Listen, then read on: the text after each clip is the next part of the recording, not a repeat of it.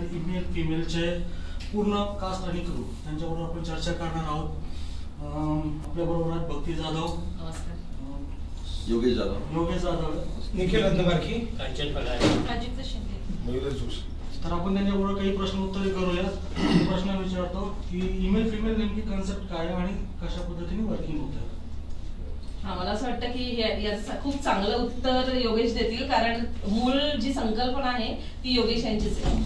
मुळात कॉन्सेप्ट फक्त एकच होती, एक घटना होती की माझ्या आधीच्या फिल्मचं एडिटिंग चालू होतं आणि त्याच्या एडिटिंग सिस्टीमवरती एक विंडो पॉप्युलर होती आणि त्याच्या एडिटरला मी सांगितलं, म्हटलं आपण दोघंच असताना जरा ओपन करून बघूयात ती काय आहे नेमकं. तर मग तसलेवाले व्हिडिओ त्या विंडोमध्ये दिसायला लागले आणि ते भयानक म्हणजे खतरनाक त्यांनी एडिट करून एकदम मस्त मसाला बिसाला मारून सुरमईला कसं फ्राय करताना तडका मारतात मस्त की जरा तुमचं तोंडाला लाळ सुटली पाहिजे, असे ते सगळे तसलेवाले मस्त व्हिडिओ होते. आणि चायला म्हटलं हे परंपरागत आहे, हे आज नाही आहे, म्हणजे थोडंसं अतिशयोक्ती येईल असं म्हणणं, परंतु मंदिरावरती कोरलेल्या शिल्पांपासून ते पार मग साधारणतः आमच्या 2 पिढ्या आधीपर्यंत हायदोस नावाचं एक पुस्तक छापलं जायचं, ते चोरून मागच्या बेंचेस बॅक बेंचेस वाचायचे. मग नंतर मीडिया चेंज झाला आणि मग ते अगदी VHS टेप्स आल्या, मग त्या ब्लू फिल्मचे टेप्स बघणं वगैरे असं चोरून बघण्याचं सगळं. दुर्दैव असं आहे आपल्याकडे की ज्या गोष्टीचं मंदिर बांधलं गेलं भारत देशामध्ये, हिंदुस्थानामध्ये, कळसावरती वेगवेगळ्या पोस्चर्स मधले, वेगवेगळ्या आसनांमधले, समागमाच्या आसनांबद्दल बोलतोय मी, समागमाच्या आसनांमधले शिल्प आहेत, परंतु आपल्याकडे दुर्दैवानं असं होतं की त्याच्याबद्दल फार गुप्तता बाळगून बोला, मग खुलेआमपणे बोललं नाही पाहिजे, मग हे तू मुलगी आहेस ना, तू ओपनली बोलू नकोस बरं का. मुलीला ओपनली बघताना यांचे डोळे कुठे जात नाहीत, पण त्याच मुलीला मात्र दाबून ठेवायचं वगैरे, अशा अनेक विचार. मग ते एडिटिंग चाललं होतं भोरला, जिथे मी ही विंडो पॉपिंग होताना बघितलं. स्क्रीन माझी होती भोरला, मी पोहोचत होतो पुण्याला.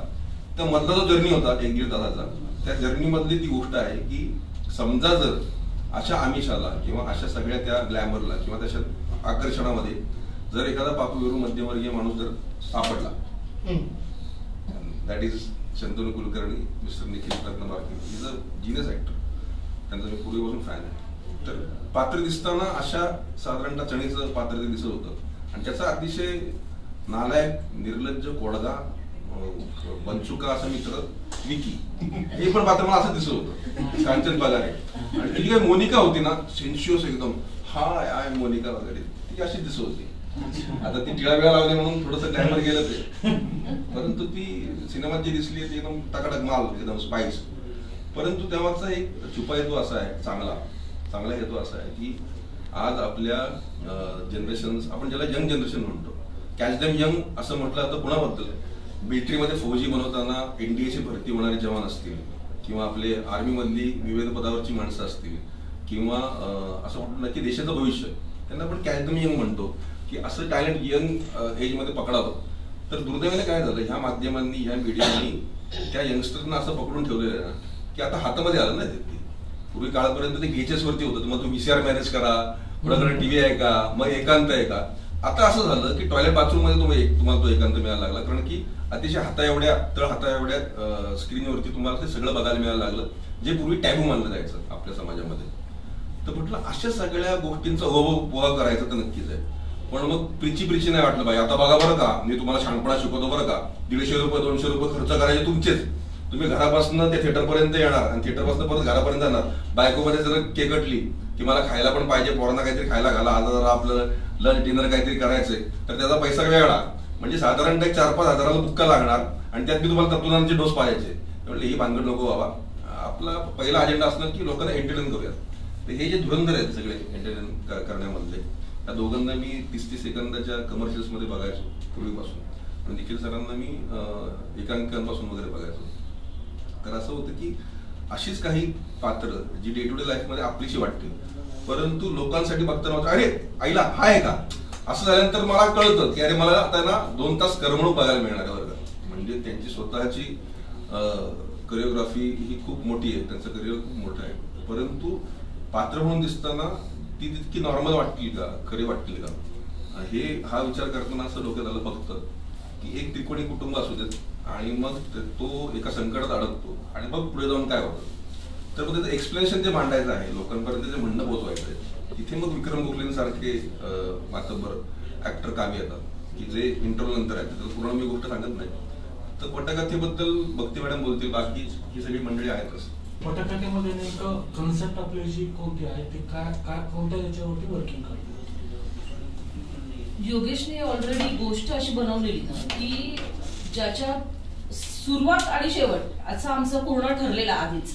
आता त्याच्यामध्ये ज्या घटना होत्या ना त्या घटना आम्हाला आमचं पहिल्यापासूनच हे असं म्हणणं होतं ना, एखादी जर सिरियस गोष्ट आहे ती जर आपल्याला मांडायची आहे तर तुम्ही लोकांना सिरियस गोष्ट दाखवायला बसलात तर लोक ती बघणार नाही. तर मग आपल्याला काय करावं लागेल ना, त्याला थोडं शुगर कोटिंग करूनच आपण ती गोष्ट मांडली तर ती खूप चांगल्या लेवलवर लोक बघतील. त्याच्यामुळे आम्हाला असं वाटतं जर आपण समजा, आणि जेव्हा गोष्ट ठरली, जेव्हा मी आणि योगेश म्हणजे योगेश मला म्हणत होता की आपण अशी गोष्ट असेल मग असं करूया, तेव्हा ऑलरेडी आमच्या डोक्यात निखिलजींचा चेहरा होताच. कारण म्हणजे भले मी निखिलजींचं खूप म्हणजे पाहिले त्यांना टीव्हीवर खूप वेळेला, पण असं प्रत्यक्षात त्यांना पाहिलं नव्हतं किंवा त्यांचा स्वभाव माहिती नव्हता. पण ज्यावरून जे त्यांनी केलेले काम आहेत ना ही आम्हाला माहिती होती. त्याच्यावरून निखिल जे काय करू शकतील ह्याची आम्हाला आयडिया होती. आणि त्याच्यामुळे एखादं जर निखिलजींसारखं पात्र असेल, समजा जर अगदीच काही प्रॉब्लेम याच्याने निखिलजी नाही म्हणाले, त्यांना नाही आवडली एखादी गोष्ट, ही गोष्ट, तर मग काय. पण तरी पण आम्ही असं विचार केला की नाही, निखिल रत्नबारकीला डोळ्यासमोर घेऊनच घटना घडवायच्या. मग ते कुठल्या लेवलवर काय काय करू शकतील आणि त्या पात्राच्या काय म्हणणं असेल. एक जर मध्यमवर्गीय घरातला जो एक माणूस आहे, करता माणूस आहे, तो जास्तीत जास्त काय करू शकतो आणि मग तो जास्त काहीतरी करण्यासाठी जो त्याला एक वेगळं कॅरेक्टर इन हवं होतं आम्हाला, ते आम्ही विकीचा विचार केलेला त्यावेळेला. विकी हे याच्याबरोबरचं म्हणजे शंतनू कुलकर्णीचे एकदम दोघं जण खूप चांगले मित्र आहेत. मग तो त्यांना कुठल्या गोष्टीसाठी प्रोवोक करू शकतो. आणि निखिल सारखा एक नॉर्मल म्हणजे शंतनू सारखा एक साधा सुद्धा घरेलू माणूस, ज्याच्या त्याला कधी माहिती पण नाही की अशा गोष्टी पण असू शकतात. म्हणजे जर मला मसाजवालीला बोलवायचंय तर मी मसाजवाली घरी बोलवू शकतो, हे सांगणारा कोणतरी असा माणूस पाहिजे होता ना. त्याच्यासाठी आम्ही नंतर म्हणजे योगेश आम्हाला म्हणाला की आपण कांचनचा विचार करूया. मग कांचनजी याच्यात इन झाली. म्हणजे मुळात कांचन ते जोक सपाट, मी मगाशी जे बोललो ते गमती खातर बोललो फक्त. परंतु कांचन सरांचं मी काम अगेन कमर्शियल्स मध्ये जे पाहिलं ना ते इतकं फॅब्युलस आहे की 30 सेकंदामध्ये मला कमी वेळामध्ये जे सांगायचं असतं ना ती ही दोघं मंडळी फार कमालीने सांगतात. म्हणजे ती स्टिकफार्सची ऍड असू देत किंवा कांचनची इंडिव्हिज्युअली फेविकॉलची ऍड असू देत किंवा काय, तर ते एक्सप्रेशन आम्हाला कुठेतरी बॅक ऑफ द माइंड चालू असतात, ते प्ले होत राहतात. कारण मग हा माणूस ह्या कॅरेक्टरसाठी करताना कसा दिसू शकेल किंवा ते पोर्ट्रे करताना किती परफेक्ट करू शकेल. विजय पाटकर सुद्धा गेस्ट अपीअरन्स मध्ये, परंतु तीन म्हणजे विजयदादांची क्रॅकजॅकची ऍड मला कायम डोक्यात बसली की ते 3 धुरंधर माणसं जर समोर आली कॅमेऱ्याच्या तर मला फक्त ऍक्शन कट म्हणायचं असतं, परंतु त्यातही त्यांचे ते इनपुट्स असतात किंवा त्यांचे जे सजेशन्स असतात ते इतके अफलातून असतात. त्यामुळे ते डोक्यात होतं, क्लिअर कट डोक्यात होतं. आणि इन्क्लुडिंग प्राजक्ता सुद्धा, प्राजक्ताची माझी एकच मिटिंग झाली होती आणि जाणवलं असं होतं की नाईलाज असतो, काही मुली त्या रॅकेटमध्ये कधी कधी फसतात, परंतु नंतर बंचुक्या होत जातात. तर ते दोन्ही गोष्टींचं बॅलन्सिंग जमू शकेल का. माझ्याकडे इतक्या ग्लॅमर इंडस्ट्रीमधल्या मुली ओळखीच्या किंवा माझ्या मैत्रिणी आहेत की ज्या इंटरनॅशनल लेवलच्या मॉडेल्स आहेत, परंतु प्राजक्ताकडे बघितल्यानंतर एक जाणवलं असं जास्त होतं की ती सुरुवातीला जे बोलते ते कॉमन मॅनला किंवा ऑडियन्सला खरं वाटलं पाहिजे, परंतु नंतर जाऊन जो झटका बसतो स्क्रीन प्ले मध्ये किंवा गोष्टीमध्ये तर तो मात्र मला झेपला नाही पाहिजे किंवा तो झटका मला जाणवला पाहिजे. इतपत त्या तिन्ही कॅरेक्टर्स मध्ये ट्रान्सफॉर्मेशन दिसू शकेल का, तर दिसू शकेल. अशा अर्थाने मग ते भक्तीने जी स्क्रीन प्ले केला होता त्याच्यामध्ये आणि डायलॉग देताना आम्ही दोघंही ज्या गोष्टींकडे पाहतो, स्पेशली सरांचा इंटरव्हल नंतरचा एक सीन आहे की इंटरव्हल झाल्या एक सीन असा सुरू होतो की ज्याच्यामध्ये यांचं एक प्रतिरूप असतं आणि ते त्याला घाबरवतं की आता तुझ्याकडनं एक्सवायझेड घटना झालेली आहे, ही चूक झालेली आहे, माझं तू काय करशील. तर त्याचं अंतर्मन जे त्याशी बोलतं ना ती सरांनी जे परफॉर्म केलेलं आहे डुअल पर्सनॅलिटी, तो रिफ्लेक्शन त्यांचं, तर अशा काही गोष्टी त्या स्क्रीन प्ले मध्ये दिसत होत्या किंवा सुचत होत्या की मला इंटरव्हल पॉईंट कुठे आला पाहिजे. इंटरव्हल नंतर सुद्धा पहिला सीन जो आहे ना, अरे तू कशाला लेट आला राव, पहिला सीन बघायला पाहिजे, हा सीन बघायला पाहिजे. आणि असे काही सीन असतील किंवा कांचन पगार यांचे काही कॉमिक सीन्स आहेत, तर मला असं वाटतं की बाकी आता सविस्तर तेच बोलतील. निखिल सरांना आपण कायम कुटुंब प्रधान कौटुंबिक वातावरणात काम करताना टीव्हीवरती पाहिलं, फिल्मवरती, पडद्यावरती पाहतो. तर हा वेगळा विषय घेऊन काम करताना तुम्हाला कसं वाटतं? नाही, हा पण कुटुंब प्रधानच माझा रोल आहे. एक छान कुटुंब आहे त्याचं आणि ते एका चुकीच्या निर्णयामुळे कुटुंबाची कशी वाताहत होते असंच या गोष्टीमध्ये सांगितलेलं आहे. त्यामुळे परत मी कुटुंब प्रधान, कुटुंबाचा करता माणूस असंच माझं कॅरेक्टर आहे. फक्त तो एक त्याचे हा मित्र जो आहे तो त्याला वामा मार्गाला कसा नेतो आणि कसा त्या एखाद्या गोष्टीत तो अडकून कसं सगळ्या कुटुंबाची वाताहत होते आणि कसं सगळे ते गुरपडलं, पण अल्टिमेटली कसं परत सगळं छान होतं, अशी त्याची सगळी ती गोष्ट आहे. कांचन नेमकं म्हणायचं काय, वाघ मार्गाला न्यायचं म्हणजे हे नाही, कसं आहे, आपल्या प्रत्येकाला एक जवळचा मित्र असतो सगळ्यांना, आणि आपल्या घरातले मोठी माणसं असतात, त्यांना माहिती असतात आपले जवळचे मित्र कोण असते. आपण जर चुकीचं वागलो तर आपल्या घरच्यांना काय वाटतं नेमकं, की माझा मुलगा किंवा माझी मुलगी हे चुकीचे नाही आहे. तो त्यांचा इमोशनल त्यांचा अप्रोच असतो तसा. मग हा चुकीचा नाही आहे तरी चुकीचा का वागतोय, तर ह्याचे मित्र चुकीचे किंवा हा मित्र किंवा ही मैत्रीण चुकीची, असं ज्या मित्रांविषयी बोललं जातं तसा मित्र आहे मी याचा या फिल्ममध्ये. पण काय होतं ना की आपले जवळचे मित्र असतात ना, त्यांच्या आयुष्यात घडणाऱ्या, त्यांना कुठल्याही प्रकारे फायदा होणाऱ्या गोष्टी आहेत ना, ते शेअर करत असतात. म्हणजे तो कुठल्याही बाबतीत असू दे, म्हणजे पैशाच्या बाबतीत असू दे किंवा इतर मजेच्या बाबतीत, अदर दॅन असेल. आणि हा सिंगल आहे, मिडल एज असून सिंगल आहे, आणि तो त्याचं सिंगलहूड कसं एन्जॉय करतोय हाही ते बघतोय. मग म्हणजे शंतनूला म्हणजे मित्राचं जे आईयाशी चालू आहे, जी मजा करतोय, हे लग्न झाल्यामुळे करता येत नाहीये, तेव्हा त्याच्याविषयी त्याला अप्रूप आणि आकर्षण आहे. जाणीव पण करून देतो. आणि ब्रेकमध्ये आम्ही त्या गोष्टी, आमच्या कामामध्ये आम्ही त्या गोष्टी, त्याच गोष्टींची चर्चा असते. मग काय होतं ना, अशा गोष्टींची चर्चा जेव्हा आपला जवळचा मित्र आपल्याशी करतो तेव्हा साहजिकच आपला सुद्धा इंटरेस्ट वाढत जातो की साला हा एवढं करू शकतो. बरं, त्याला इंटरेस्ट खूप येतो की यार मलाही असं करा असं वाटतं. पण मग प्रॉब्लेम काय आहे, तर प्रॉब्लेम आहे की कुटुंब आहे यार. मग मी त्याच्यातनं त्याला सांगतो त्याचा मार्ग हाय, त्याच्यावर तुझा इलाज हाय, तू असं कर, तसं कर, तसं कर. बरं, मी सांगितलंय, माझा विश्वास आहे, माझा मित्र हुशार आहे, माझा मित्र माझ्या इतकाच किंबहुना हुशार असेल असा माझा एक अंधविश्वास असेल.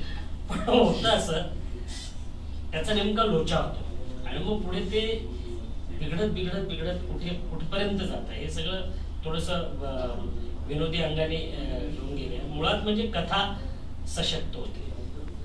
कथा सशक्त असल्यामुळे मला ही खूप आधीपासून माहिती होती. रादर पहिला ड्राफ्ट झाल्यानंतर आम्ही वाचली पण होती ती गोष्ट.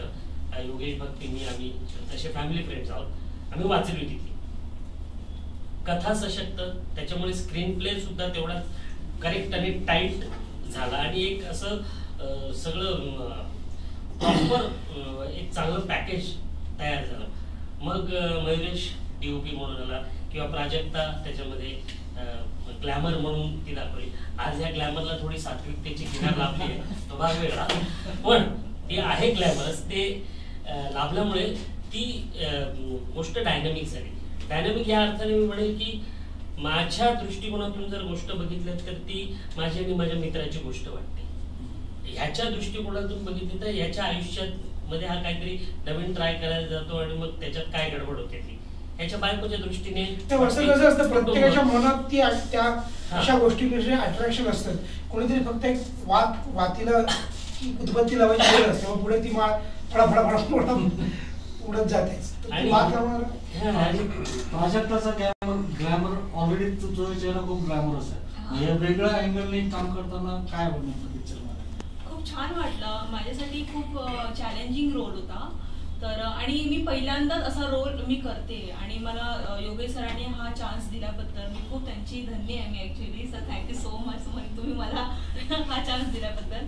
आणि मला असा रोल करायचाच होता, पण चांगल्या प्रोजेक्टमध्ये. मी असं नाही की कुठल्याही, म्हणजे आहे माझ्याकडे ग्लॅमर, मी ते करू शकते, पण कसं आहे की मी जेव्हा सरांनी मला स्टोरी सांगितली की कंटेंट असं असं आहे आणि तुला असा असा रोल करायचा, मी खुश झाले. म्हणजे मला असंच, आणि यांची टीम मी पाहिली ती म्हणे नाही मला राईट मी कॉन्टॅक्टमध्ये आले, राईट प्रोजेक्टमध्ये आहे आणि मेन म्हणजे योगेश सरांचं मी काम पाहिलेलं होतं त्यांच्या फिल्ममध्ये.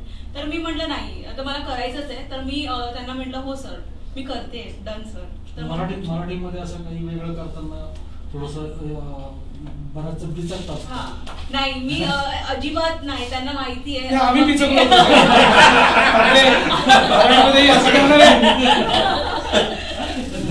खरंच खूप छान वाटलं आणि खरंच एक वेगळा एक्सपिरियन्स मिळाला. आणि आम्ही गोव्यामध्ये शूट केलं होतं. एक आमचं रोमॅन्टिक सॉन्ग पण आहे निखिल सरांचं आणि माझं बेहोशवारा. खूप अतिशय खूप रोमॅन्टिक आणि ते असं ऐकलं ना की खरंच म्हणजे रोमॅन्टिक मध्ये आपण जातो त्या गोष्टीमध्ये. तर खूप छान आहेत. म्हणजे आता तर जसं काल व्हॅलेंटाईन डे दिवस गेला तर ते मुलांसाठी म्हणजे आता नवीन अॅनिव्हर्सरी येतात तर त्यात खूप छान रोमॅन्टिक असं फील येतं की काहीतरी म्हणजे असं रोमॅन्स वगैरे नवऱ्याबरोबर किंवा बायकोबरोबर. ते गाणे अतिशय खूप छान रोमॅन्टिक आणि मला तर खूप आवडतं. कोरोनानंतर सगळ्यांचं टेन्शन घालवायचं काम. त्याच्यावरची रेमेडी म्हणूनच आम्ही हा चित्रपट आणलेला आहे. लोकांचं परत जगण्याकडे उत्साह वाढेल आमची फिल्म बघितल्यानंतर. ते आता प्रत्येकाच्या मनावर म्हणजे प्रत्येक उत्साह वाढेल का कोण त्यातनं धडा घेतोय किंवा फार उत्साह नको वाढवायला, आपण आपल्या लिमिट मध्ये राहू. म्हणजे तसंही आम्ही दाखवलंय ना की मग तुम्ही कुठपर्यंत याच्यामध्ये वाताहत होऊ शकते. काही गोष्टी चुकल्यामुळे छोट्याशा एका चुकीमुळे काय होऊ शकतं हेही थोडं सकारात्मकच्या वातावरणानंतर तुम्ही सकारात्मक आताचं वातावरण जसं बघायला गेलं ना तर आपल्या त्या सोशल नेटवर्किंग मीडिया किंवा नेट याने ना तुमच्या सगळ्यांच्याच आपल्या आयुष्यावर असं अतिक्रमण केल्यासारखे. म्हणजे त्याच्यापासून कसं होतं आधी अशी म्हण होती की अन्न वस्त्र निवारा आणि आता मोबाईल पण त्यात ऍड झालाय की अन्न वस्त्र निवारा आणि मोबाईल असल्याशिवाय माणूस जगू शकत नाही. तर त्याचं किती प्रमाणात तुम्ही त्याचं वापर करायला पाहिजे. त्याचे ऍडव्हान्टेजेस असेल तसे डिसएडव्हान्टेजेस पण आहेत ना. तर तुम्ही ऍडव्हान्टेज जेवढे आहेत तेवढाच त्याचा वापर करा, डिसएडव्हान्टेज मध्ये जाऊ नका. असं पण एक ह्याच्यातनं चांगला मेसेज आहे. कोणत्या पार्श्वभूमीवर तुम्ही फोटो तर खूप सुंदर नाही बेसिकली योगेश सरांनी जेव्हा ही गोष्ट सांगितली होती तेव्हा ही गोष्ट खूपच आवडली होती. म्हटलं सर आपलं हे प्रोजेक्ट करायचंच आहे आणि सरांनी संधी दिली आणि त्यानुसारच त्या कथेनुसारच त्याला एकदम चकाचक आणि असं ग्लॅमरस देण्याचा प्रयत्न मी केलेला आहे. तर तुम्ही रिलीज झाल्यानंतर बघितलंच दिसेल. घंटा सॉन्ग जे आहे ते पण एक सॉलिड आहे. घंटा सॉन्ग घंटा वाजेलच म्हणजे नाव शब्द घंटा वाजला प्रेक्षकांची घंटा वाजणारच होते बघा. दिग्दर्शक योगेश सरांचा प्रश्न की सगळ्या कुटुंबाने पाहण्यासारखा पिक्चर हा जो आहे तर त्यांना तुम्ही काय आवाहन कराल? म्हणजे आता मुळात आता काय आहे ना की 18 वर्षापुढच्या लोकांसाठी ती फिल्म आहे. आपल्याकडे मुळात असं आहे ना की आता खूप पारंपरिक काही टर्म्स कंडिशन्स किंवा लॉजेस आपल्याकडे सेन्सरमध्ये आहेत. तर खरं तर यमुना जळी खेळ खेळू कन्हैया काल आदतापासून बिकनी माहिती आहे लोकांना, पण या फार न्यूअन्सेस क्रिएट करतात काही मंडळी.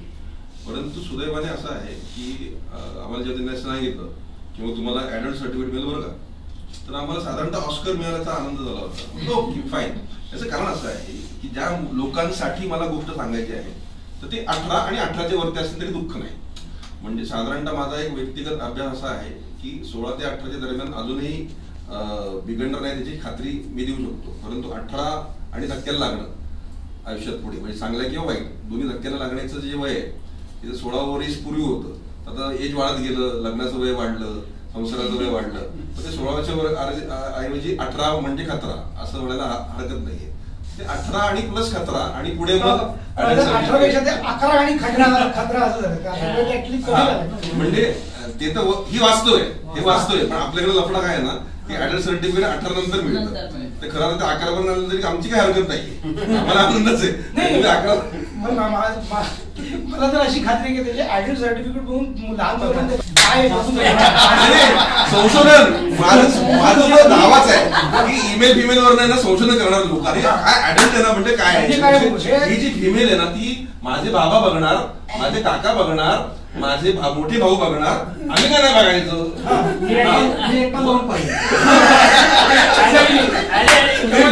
त्यामुळे हे सर्टिफिकेट जे आहे ना ते लहान मुलांसाठीच आहे. म्हणजे उत्सुकता वाटत मुळात म्हणजे काय ना आमचा उद्देश अजून एक उद्देश यामध्ये असा होता की आम्हाला छोट्या कमी वयातल्या मुलांना संशोधन करण्यासाठी प्रवृत्त पण करायचं. पण ते सांगतो ना आम्ही. एकच उद्देशाने साध्य होईल नाही, असं मला आणि वाटतं. जोक सपाट, परंतु विषय असा आहे की खरं तर मी मगाशी जे पहिला आधी जे मुद्दा उपस्थित केला होता ना, की जिथे आपल्याकडे प्राचीन मंदिर सुद्धा त्या सगळ्या पर्स्पेक्टिव्ह मधनं बांधली गेली आणि त्याच्यावरती आपल्याकडे मोठमोठे ग्रंथ लिहिले गेले. दुर्दैव असं आहे आपल्याकडे की मध्येच कुठेतरी हे ब्रिटिश मंडळी आल्यानंतर आपल्या त्या मूळ ग्रंथांकडे दुर्लक्ष झालं आणि आपल्याला नको ती गोष्ट आपल्याकडे हायलाइट व्हायला लागली. मग पॉर्न फिल्म्स असतील किंवा बाकीच्या सगळ्या गोष्टी असतील. अडचण कुठे आहे की आपल्या त्या मंडळींना जी 4 मंडळी बसलेली असतात त्या सीटवरती आणि जे आम्हाला सर्टिफिकेट देतात त्यांचे ते कुठेच गावी नसल्यामुळे त्याच्यामध्ये एक डायलॉग आहे की राजू, मी तुला सांगितलं, ती भाभी रिचा भाभी नावाची मैत्रीण तुला म्हणते की तुझ्या आणि संतोषच्या मध्ये गार्गी झोपते. म्हटल्यानंतर तू भावात एवढा वेळ त्यांना देऊ शकत नाही ना. त्या बाईंनी असं सांगितलं की हा डायलॉग अश्लील आहे. मी फक्त लोटांगण घालायचंच बाकी होतो. मी फक्त लोटांगण घालायचं बाकी होतो. मी हसलो मनातल्या मनात, चेहऱ्यावर नाही दाखवलं ते. नाही, आणि त्यांना तो अर्थच नाही कळला त्या वाक्याचा की ती स्पेस असते नवरा बायकोची, ती त्या मुलीच्या याच्यामुळे जाते. ती म्हणजे हा अश्लील डायलॉग नाही का? तर मी आपण माझ्या एपीकडे बघितलं, एकदा भक्तीकडे बघितलं, स्वतःकडे एकदा बघितलं. अरे काय लिहितोयस तू, कुणाबद्दल लिहितोयस, असं माझं एकदा झालं. आणि नंतर मी असं म्हटलं मला 5 मिनिटं द्या, मी जरा माझा अंतर्मुख होतो, फार मोठं चिंतन करायला लागेल मला तुमच्या बरोबर बोलताना. म्हणून 5 मिनिटं बाहेर गेलो. आम्ही गप्पा टप्पा मारले इकडे तिकडच्या आणि आता सुटलेलं म्हटलं चला आता ऍडल्ट सर्टिफिकेट घेऊन येणार मस्त पैकी नाचो. आम्हाला काही दुःख नाही झालं. याचं कारण असं आहे मुळात की ऍडल्ट सर्टिफिकेटचा अर्थ म्हणजे तसलं काहीतरी किंवा अश्लील शांतम पापम वगैरे अशा कॅटेगरीतलं नसून ऍडल्ट म्हणजे प्रगल्भ लोकांसाठी, पुख्त मंडळींसाठी असलेली खरीखरी करमणूक आणि त्यांच्यासाठी दिलेला गेलेला योग्य मेसेज असा त्याचा अर्थ काढला जातात. कारण की पूर्वी ऍडल्ट म्हणलं आईच्या गावात म्हणजे ते पुण्यातल्या म्हणून सांगतो विजयानंद टॉकीज किंवा श्रीकृष्ण टॉकीज वाले तसले सिनेमे नाही. तर ऍडल्ट म्हणजे पुख्त माणसांसाठी बनवलेलं एक खरं मनोरंजन आहे आणि याच्यामध्ये काहीतरी कंटेंट ओरिएंटेड सब्जेक्ट मांडण्याचा प्रयत्न केला आहे. याच्यामध्ये पॉझिटिव्ह पर्स्पेक्टिव्हनी मेसेज दिला गेलेला आहे की तुम्ही जर हे थांबवलं नाहीत आता तर ते अपेंडिक्सचं विष कसं फुटल्यानंतर पसरतं शरीरामध्ये तसं हे अपेंडिक्स आहे. सोशल मीडिया असू देत, इंटरनेट असू देत, गॅजेट्स असू देत, ऍप्स असू देत, ते प्रमाणात वापरले ठीक आहे. नाहीतर मधुमेह झालेल्या माणसाला कसं नंतर होतं की एका पॉईंट नंतर तो साखर खाऊन खाऊन मेला बरं का, म्हणजे इतका गोड होता की साखर खाऊनच मेला तो. असं जेव्हा होईल ना तसं काहीशी होईल ते की लोकांना कळणार नाही की अरे ही ऍडिक्शन जे आहे आपलं सोशल मीडियाचं किंवा नेटवर्कचं ते इतक्या प्रमाणात होत चाललेलं आहे की लोक वेडी होतील एका पॉईंट नंतर. आणि आता तर मी हल्ली ऐकलेलं आहे की जसं डिटॉक्स करण्यासाठी दारूचं असेल, निकोटीनचं असेल किंवा अन्य गोष्टींचं असेल तसं डिजिटल डिटॉक्स नावाचा एक प्रकार झालाय व्यसनमुक्ती केंद्रांमध्ये. तर एवढं गांभीर्याने घेण्यासारखी गोष्ट असताना आपण फक्त ख्या करून हसतो त्याच्याकडे बघून आणि तेवढं लायटर झोन मध्ये घेतो. ते एक दिवस घुसलं ना बरोबर की मग आपल्याला जाग येते आईच्या गावात. मग जसं झालं ब्लूवेल नावाची जी गेम आहे त्याच्यावरून मुलं आत्महत्या करायला लागली, मग त्याची न्यूज बनते आणि तेव्हा मग ते फक्त चर्चा चाय पे चर्चा असते ना तेवढीच होते.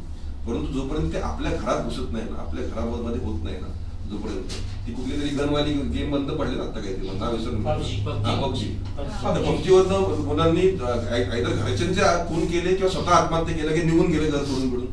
इतकं कसं काय होऊ शकतं? म्हणजे मनाचा ताबा घेण्याची ताकद जी आहे ना ती ह्या एवढ्या छोट्या यंत्रामध्ये आहे. आणि जर हे इतकं भयानक गोष्ट जर आत्ताच नाही लक्षात आहे आणि तीच गोष्ट विक्रम गोखले सर बोलतात आणि ते मला बोलले की योगेश माझ्या करिअरची सगळ्यात कदाचित छोट्या लेनची फिल्म असेल ही मराठीमधली, तरी सुद्धा मी काय करतोय तर हा जो मेसेज तुझ्या फिल्म मधनं मला द्यावासा वाटतो ना, तुला द्यावासा वाटतो ना, तो माझ्यासाठी खूप महत्वाचा आहे. आणि तू माझ्या तोंडून मला लावणारच ना, yes I am doing this film. 8व्या मिनिटात तो माणूस तयार झाला होता. आज मी त्यांना खूप मिस करतो या प्रमोशन्स मध्ये कारण त्यांची तब्येती आता ठीक नसते विमान परत. परंतु ही सगळी जिनियस मंडळी एकत्र आली ती गॉड ग्रेस, ज्या गणपती बाप्पाला आम्ही पाया पडून आलो त्याच्यामुळे सगळी मंडळी भट्टी जमून आली. माझा लहान भावासारखा मयुरेश जोशी पाठीशी आहे, त्याला ती कॉन्सेप्ट मुळात डोक्यात होते आणि डीओपी म्हणून त्यांनी त्या गोष्टीला खूप चांगला न्याय देण्याचा प्रयत्न केलेला आहे. सो अशी एकंदरीत भट्टी जमून आली. शैलेश कोते काय, महेश पटेल काय, ही सगळी यंग चॅप्स आहेत. म्हणजे काय म्हणतात त्याला की असे पोक्त आणि वयस्कर थरथरणाऱ्या हातांचे प्रोड्युसर्स नाही आहेत माझे. ते सुद्धा त्या मानसिकतेतनं काम करणारी, विचार करणारी. त्यांचं म्हणणं की सोशल मीडियाला आपण जास्त प्रमोट करूयात कारण की आपला ऑडियन्स जो आहे म्हणजे ती जागरूक आहेत.